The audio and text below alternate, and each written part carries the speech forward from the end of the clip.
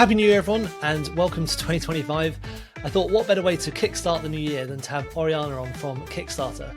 Now, Kickstarter is a crowdfunding platform which I've previously used to buy new upcoming gadgets or invest in some software platforms, but it's actually one of the biggest platforms for authors to get funding to fund their new books. And the way that it works is you create things like special editions, products, or other things in order to get fans to give you money so that you can launch your new special edition books. And it basically is another way of getting funding for your business. Now, this is an amazing episode because Oriana has worked with some of the biggest names in self-publishing to have some super successful crowdfunding campaigns that have had hundreds of thousands of dollars of investment, which has really helped authors to get their books off the ground. So I'm really excited for this episode. I think you're going to learn lots from it, and check out Kickstarter.com to get more information, and I will see you in the show. Hi everyone, and welcome to the Publishing Performance Show. Today I'm really delighted to be joined by Oriana Leckert, who is the head of publishing, and she's also a writer, but she's the head of publishing at Kickstarter. So thank you very much for joining me. Danny, thank you so much for having me. What a delight. Yeah.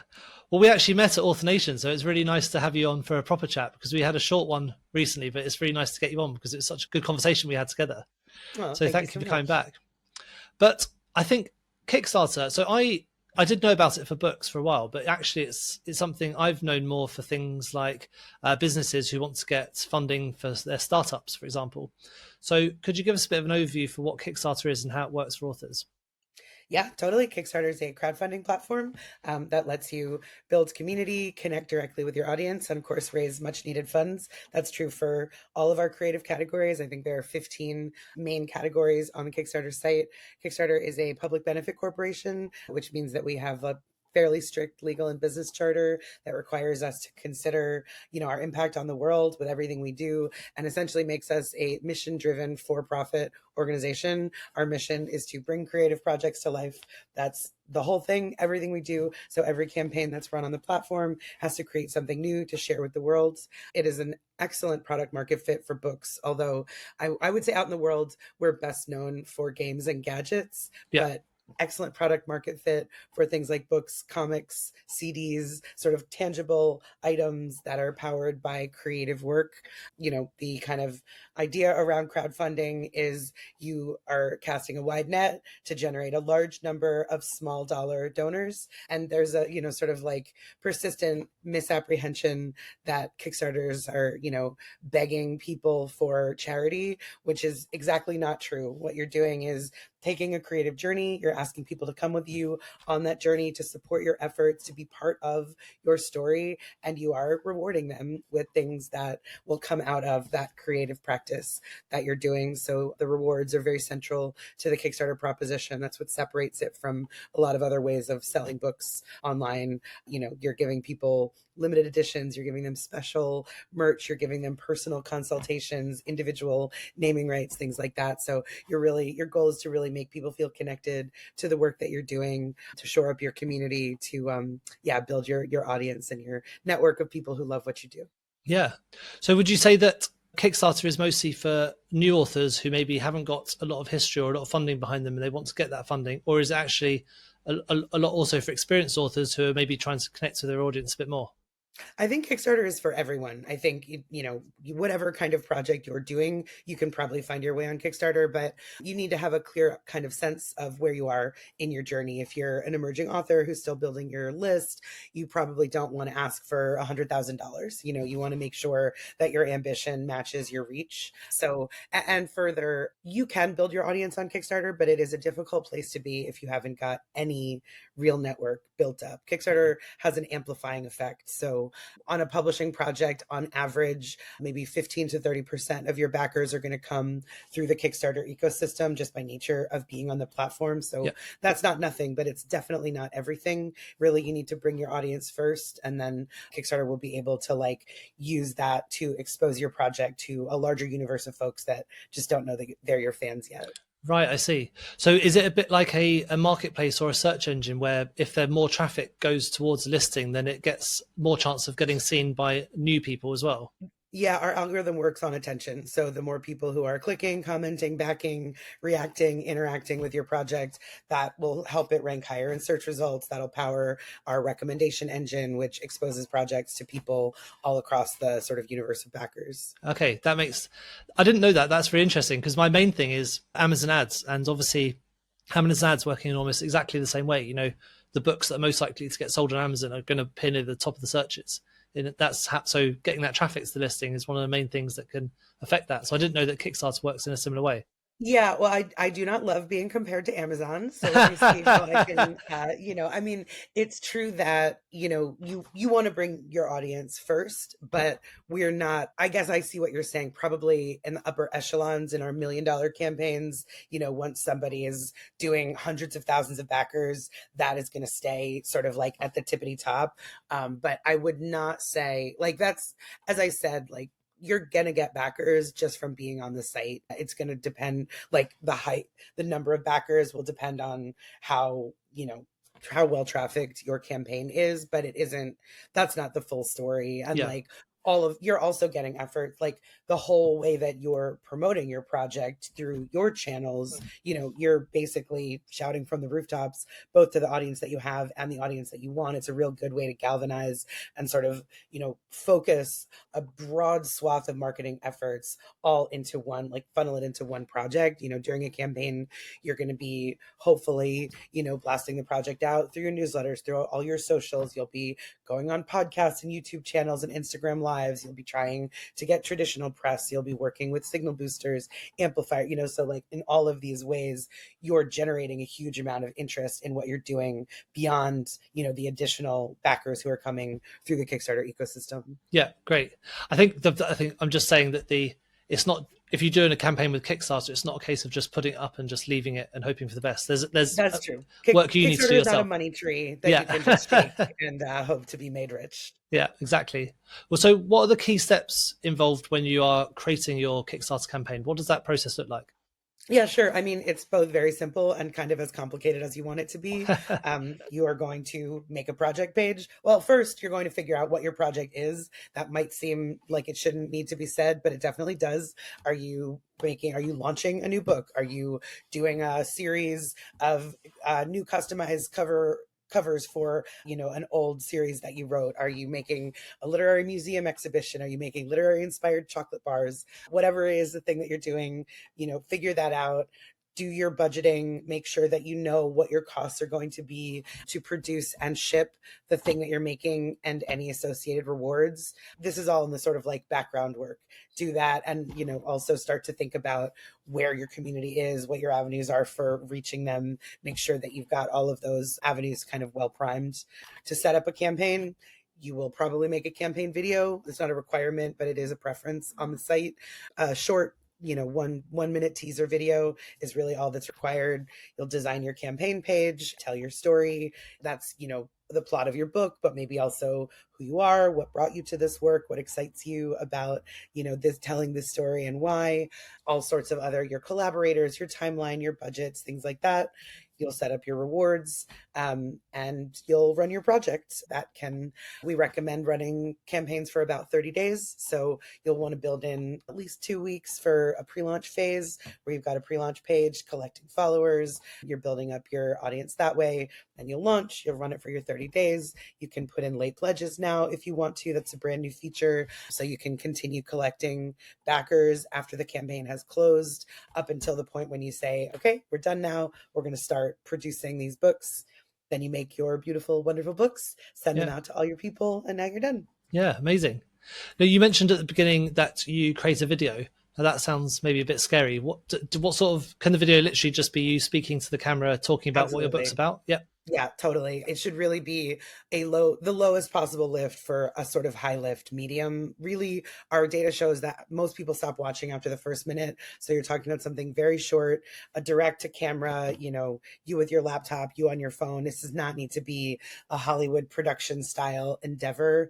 Think about also, once you're generating video assets, can you utilize some or all of this during and after the campaign? Don't like marshal all these efforts for something that you're never going to need again. But so think about generating assets that you can put on socials or on your website later, that sort of thing. And also, if the if the thing that is keeping you from running a Kickstarter is the video, don't make a video. Plenty of campaigns succeed beautifully without a video, especially in, I mean, if I was running the film category, I would say it's like probably pretty important that you demonstrate your Yeah. knowledge of video technology. But for a book, if you don't want to make one, don't make one. That's totally fine. Yeah.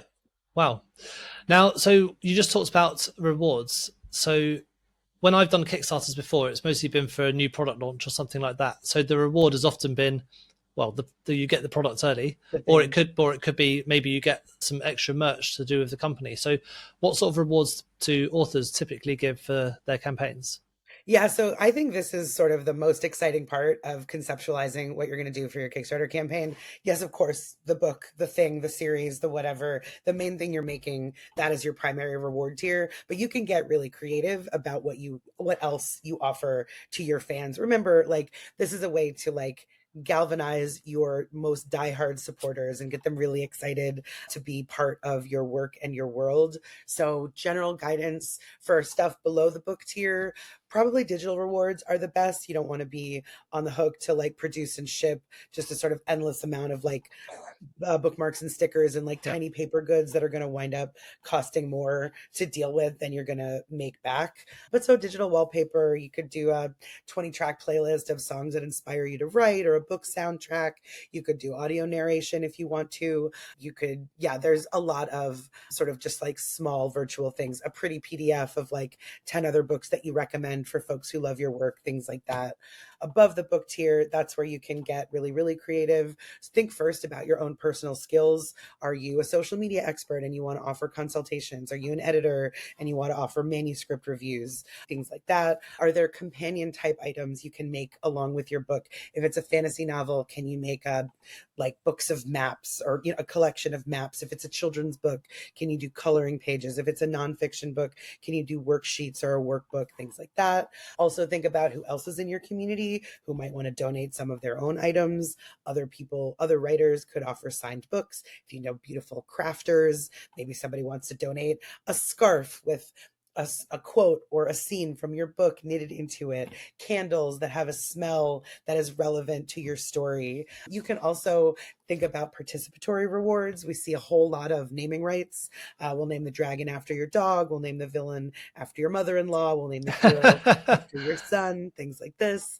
Yeah, book clubs, read-alongs, annotated editions, launch parties, virtual IRL, really like anything you can think of that has to do with your creative world can probably be packaged up as a cool reward that's going to excite somebody. Yeah, so it's literally endless what you could do. It's about getting creative and trying to find what you think your audience would like. 100%. So when with all these different campaigns and rewards, it doesn't sound not. It sounds like people have like lots of different types of goals for their books, and you mentioned there's like different goals. What typically are the goals that people set for a book launch? Do you mean the actual financial goal? I think so. Yeah. I mean, some people might have a non-financial goal. Maybe I don't know. They may just want to get a certain amount of readers. But are there goals? Do people typically start with, say, I want to raise $1,000, or is there or something like that? Yeah, totally. I think there maybe are two ways to answer this question. The mechanism of a campaign requires you to choose a stated financial goal. Yep. That's how all or nothing funding works. You say, I'm going to raise $5,000, or I'm not going to do this thing. So to answer that part of the question, I think I said already, like, you just want to make sure that your ambition matches your reach. So you want to consider your funding goal a floor, not a ceiling. Once you've hit that base goal, you can continue to raise money for the life of the campaign. So you want to set and make sure it's enough money to actually do the things that you're setting out to do. A lot of people set their campaign goal for $200 and claim that they're going to make a leather-bound deluxe edition. Well, $200 is not enough to create books like that. And so unless you've got a different kind of plan, if you only fund the amount you've asked for, you've actually put yourself in a pretty bad spot, because you now don't have enough money to like do the things that you've promised to do. So I would recommend kind of the lowest amount necessary to actually really truly do the thing and not put yourself in a financial hole. Yeah. And then, think about ways to like continue driving enthusiasm and like keeping the momentum up. Maybe you can add stretch goals or like other things that will keep people donating even after you've hit that amount.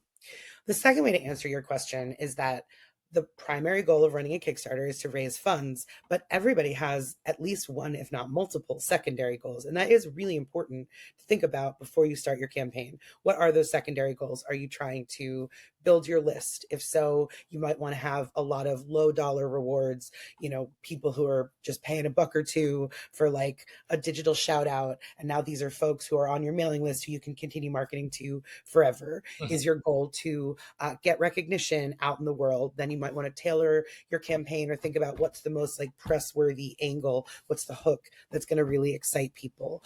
Is your goal, just like thinking about all of the other things that can happen while you're running the campaign, and then tailor your strategies so that you're working on fulfilling those things as well as raising the amount of money that you've set out to earn.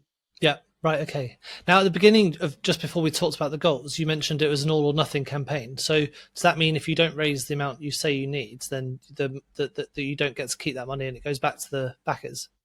Yeah, I mean, so it actually doesn't go back to anybody because it has never moved at all. The way that Right. money runs on Kickstarter is that while the campaign is live, if I pledge $25 to your campaign, Stripe, our payment processor, is going to verify my identity, confirm my bank account, and make sure that it has at least $25 in it, but not touch anything beyond that. When the campaign closes, if it has successfully reached its goal, Stripe's got 2 weeks to kind of pull all those monies from all the different accounts. They're going to keep their fee. They're going to send Kickstarter our fee, and they're going to deposit the rest for the creator. And so, yes, if you say I'm setting out to raise $10,000 and you only raise $6,000, you don't get any of the money, which goes back to it was actually designed to protect the artists and creatives, because you don't, if the thing that you're going to do is going to cost you $10,000, having $6,000 is worse than having nothing at all. You have to like come up with the rest of that money. You have to make an inferior product. Maybe you're not going to make the thing at all, which is going to be a really bad outcome for yourself and all the people who believed in you. So yeah, that's why we've designed, that's why the platform is designed in the all or nothing way. Well, that makes sense. And it also protects customers as well. So it doesn't make sure they don't Totally. it makes perfect sense. Now, is there a typical amount that you see authors try to raise at first, maybe for their first Kickstarter? Yeah, I really encourage people not to think in terms of sort of like site averages, Yeah. because there's such a vast variety. I mean, really, we have everything from, a teenager stapling zines in their parents' basement up to major publishers and self-publishing authors raising literally millions of dollars. So finding an average between those points is not that helpful. I would say again, going back to, you really need to do an honest assessment of what your network and abilities kind of look like. If your book is going to cost $25, how many people are you capable of reaching? What percentage of those people are likely to back, and at what levels? Try to sort out like what is possible for you, which is way more important than what is an average for Kickstarter. Right. That makes sense as well. Because I know some books obviously are going to be huge and they're going to just need loads and loads of money to get them made. And when we were in Author Nation, we saw some of the books that were being made and they were really expensive. Like some of the really high quality print books were like $100 just to print them, each one. Totally. So I guess it depends on what sort of rewards you're offering as well as to how much you're going to need. Now, let's talk about a couple of really good case studies, because I think that's my questions are quite like broad. And so the case studies will bring it back down to real life examples.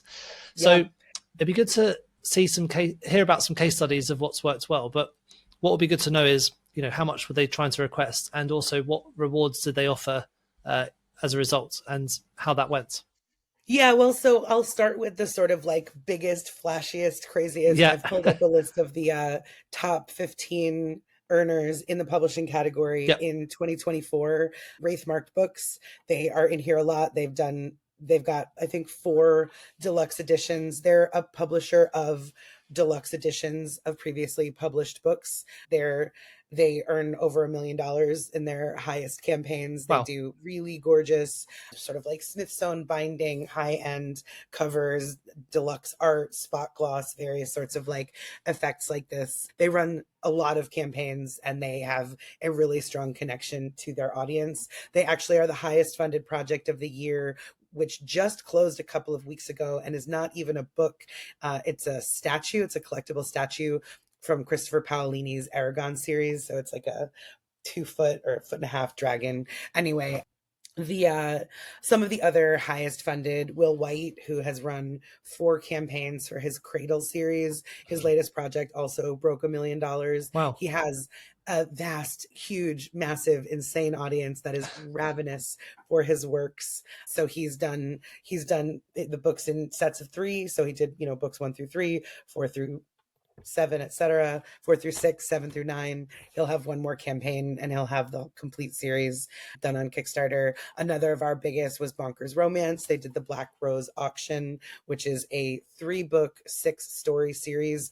Each book is 2 books. They're like flip-flop. So one is printed front to back and the next is printed back to front. So they combined the audience of 6 different really popular romance novelists, again, making, sort of deluxe edition books. They had vellum art inserts, translucent art pieces that are the Wow. same trim size as the book. And I think they had a dozen. You could choose 4 out of 12 art pieces. So you can sort of customize your book without them having to make split print runs of every different combination of pieces of art. And Penny Reed, another huge romance novelist, she did her Winston Brothers book from the Beard series, raised $500,000. The Black Rose Auction also raised over $500,000. So those are some of our, and then another one I was just going to mention, Adam, what is his last name? I'm going to pause and say this as a sentence when I get it. Yeah. Another one I wanted to mention is Adam Ellenboss. He does an annual daily horoscopes collection. Yeah. He's an astrologer who's also very, very popular. His latest of those hit just under $400,000. Wow. So he's another really big author who comes onto the platform once a year. So those are the big guys. I don't think, I say that as a sort of to dazzle the audience with what's possible if you are, but not everybody is going to raise $400,000. Not everybody should raise that much money or would even know what to do with it. So a few others that I wanted to mention. And but just before we go on to the next ones, because those ones I just wanted to see those big ones. But so those ones they were like $400 to over $1 million. So they really are asking for quite a lot of money. Now, what were the rewards? What sort of rewards were they offering in terms of not just the book or what? Because I know obviously you could buy the book or you're getting a very special edition, but some people might have just been offering less money for part of the campaign as well. So yeah, so I pulled up Will White's. His are very streamlined. He's basically just offering the books in sets. Let me get another one I can talk about. So for something like that, where you're offering the book, how much money are you usually expecting from backers? Let's see. So one book in the Cradle project is $45, and you could get all three for $150. Right. That was really it. Those were the 2 tiers. And then he had a larger number of add-ons, which you could do after. He has keychains and coasters, little badges, swaggy stuff that's relevant to the plot of his books. So I'm guessing because they're $45, they must be like really high quality type. They're deluxe leather bound editions. Right. Yeah. Totally. Cool. Exactly. Yeah, nice. With the Black Rose Auction, so this was a series. It looks like they might have had with add-ons, but I don't think in base rewards they had individual titles. You could get 3 of the paperbacks for $75, 3 of the hardcovers for $125. They also had a whole swag box. There was a swag box for the paperbacks and a swag box for the hardcovers. And what was in the swag boxes? They've got a foiled slipcase. They've got stickers. I talked about the vellum art. They have art cards. I think if not this campaign, some of their campaigns, they have selections of art that are either not safe for work or safe for work, depending on how spicy you would like your art. They've got notebooks, metal bookmarks, candles, book sleeves, digital wallpapers, collectible coins, all sorts of, again, like merchy stuff that is directly related to the projects that they're making. That's really interesting. Obviously, that's really inspiring because those things are obviously going to be bought by superfans. Like, totally. None of the people who buy my books would pay $50 for one copy of them. Not yet. Yeah. So that is really for people who want to get the book before it's gone out to the general public and it's going to be in a really special edition. That's the sort of, so we're looking at people. Absolutely. Yeah. Yeah, that's the sort of the FOMO of the limited exclusive editions that you can only get. I mean, that was the Brandon Sanderson tactic, which I think has kind of reshaped a little bit of how people are thinking about these projects. You know, Yeah. his campaign, highest funded crowdfunding campaign of all time. He raised $42 million. And the Wow. deal was those were limited editions of 4 of his new novels. And his deal with Tor, his traditional publisher under Penguin Random House, was that 6 months after those limited series editions were fulfilled through the Kickstarter, Tor would bring out the books in paperback editions. So of Yeah. course anybody could get the books later, but you couldn't get the special deluxe signed numbered fancy editions. Yeah. Those were only available during the Kickstarter campaign. Wow. I have to get Brandon Sanderson on the podcast. That's my Good next luck. stretch goal. Cool. Excellent goal.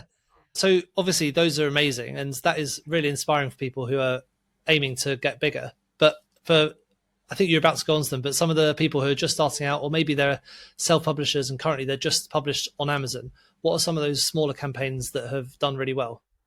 Yeah, so the one thing that I would say for anybody listening, if you are even a little bit Kickstarter curious, the best thing you can do for yourself is back some campaigns. Even Okay. just for $1, find and follow the creators out in the world and watch what other people are doing. I wind up saying this in almost every talk or presentation I give, but I am an expert in Kickstarter because I stare at Kickstarter all day long. Yeah. You too can stare at Kickstarter all day long. You can find all the best tricks and you can take them for yourself. There's nothing wrong with doing that. There are also a lot of mentorship and guidance type groups out in the world. I know there's a very popular Facebook group run by Anthea Sharp and Thorne Coyle. I think it's just called Kickstarter for Authors. You have to apply for membership. There are about 6,000 authors in there just talking to each other all day long about where do you get your books printed? What are some interesting rewards? What are your strategies for outreach? This, that, and the other. There are a number of books and why can't I? There are a number of other groups where you can work with people who are experienced Kickstarter creators on how to run your project. Incubators, that's what I was trying to say. Russell Notle and Monica Lionel run Yes. one. So yeah, there are plenty of places to talk to other people who are doing this and exchange tips with them, which I think is stronger than anything else that I could tell you. Yeah. Anyway, Russell's got a yes, really good book about how to sell on Kickstarter as well, which he absolutely does. Anthea Sharp has another Yeah. book about how to use Kickstarter for authors. I was going to bring up Russell. So Russell has run 34 campaigns under his own profile. He's done others through Writer MBA with Monica, one of the most experienced Kickstarter creators around. Absolutely study his projects. I've got one of his recent Obsidian Spindle Saga campaigns pulled up. His campaign pages are well developed. He's got excellent art. He's got book specs. He's got all sorts of information about who he is. He's got spoilers if you want to read them. Absolutely somebody to study. And of course, he's got lots and lots and lots of of reward tiers. Yep. Some of these are for physical items. You can get coins. You can choose any paperback. You can get whole series, the current series he's funding or other of his series. He also does a lot more with add-ons. You can get all sorts of other volumes. Yeah, I mean, he's someone who's got a robust backlist, so that's not going to be true for everybody, but these are all excellent ways to sort of get people excited, not just for this one book, but everything else that you have done. Yeah. Anthea runs her campaigns under Fiddlehead Press. She's another one to study. All of her pages look excellent. Her art is really well done. She's got her collaborators. She's got everybody's headshots. She links out to all their websites. She's got stretch goals. She's got add-ons, really just looking around the site at what other people are doing is the best way to figure out how to run a good campaign. Yeah, we'll put links to the campaigns you mentioned today in the show notes when we can see them. But so basically what you're saying is just look at what's working well and replicate it. Absolutely. Yeah. Well, and not even replicate it, but like think about what that means for you. Somebody, the Bonkers Romance, they've got not safe for work art. Maybe you don't have art like that, but what's your version of the thing that they're doing? Some of these campaigns, have keychains and candles, but maybe your work lends itself better to enamel pins and purses, whatever it is. I was just talking to someone yesterday who does business books, and he was like, well, what can I use from what these fiction authors are doing in, my nonfiction world? And I said, what's your version of, we'll name the dragon after your dog. What's your version of, annotated, deleted scenes? There are always things that you can think of in the context of what you're doing that other people have done, but that are going to make more sense. And look, you can also talk to your audience. I mean, a lot of this is about getting more direct contact with the people who most support your work. So you can say to them, hey, if we, raise, if we want to add a stretch goal for $2,000, would you rather have, a limited edition reversible dust jacket or a tote bag? Would you rather have an editorial consultation or a book club? See what people are looking for and then figure out a way to give it to them. Yeah, that's really good advice. Now, obviously, you've seen hundreds of campaigns on Kickstarter, not just for books, but for everything. Are there any common mistakes you've seen people make? And have you got any advice for helping people avoid them? The biggest mistake is not really understanding, is being sort of overly ambitious, is not really understanding kind of where you are in your career, what your connection is with your audience. And yeah, being too aspirational, which again, in an all or nothing framework, is not really going to work out well for you. And, the truth is, I know almost everything that's going on in the books category and not that much about what's going on everywhere else. It's a lot. There's between 1 and 200 projects launching each week in publishing and comics and journalism. So that's a lot to keep track of. Yeah. There's so much more in games and gadgets and film and music. Oh, that's 200 that's just you're responsible for. Yeah. Oh, wow. That's you're a busy lady. So it's huge. Yeah. There's lots and lots and lots of campaigns. So, yeah. But it's a good tip too. If you're backing projects, back a fiction book, a nonfiction book, a game, a suitcase, and, a film, and see what the difference is between how all of these people run their projects. And again, like what you can use from somebody who's opening up a cupcake shop, like what of that would apply to the books that you're writing, and how can you make that your own? Perfect. Now, if there's people who have just started writing maybe, and they've got a new book, maybe they are just first time they've self-published a book, it's going to be non-fiction or fiction. So they don't have that network around them, such as a social media list, or they don't have a newsletter list. They don't have that network of people they can rely on to try and get that first bit of traffic. Have you got any good tips for them, how they can promote their Kickstarter so they can get it in front of more people?